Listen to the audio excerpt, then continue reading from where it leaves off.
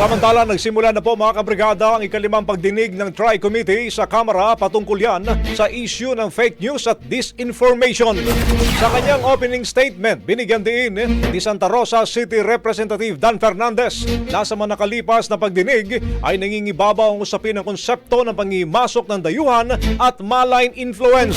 Ipinakita niya ang tahimik pero mapanganib na uri ng pananakop partikular, ang disinformation at false narrative na pumapanig sa China ukol din sa issue ng West Philippine Sea at ng Palawan.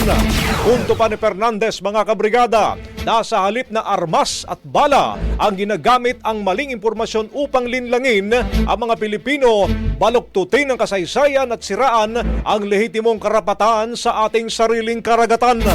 Bukod pa dito, lumabas din daw sa mga pagdinig na may mga Pilipinong vlogger at social media influencer na nagsisilbi daw ang tagapagsalita ng pro-China propaganda at ginagamit ang plataforma upang ipakalat ang mga naratibo na pabor sa China. At dahil dito, tiniyak ni Fernandez na maglalabas ng committee report ang TRICOM na nagsasaad ng mga konkretong rekomendasyon upang labanan ng banta ng disinformation na nakakaapekto sa demokratikong proseso at pambansang seguridad. Ang bahaging ito ay hatid sa atin ng NutriCleanse Herbal Capsule. Linis tiyan, sexy tiyan.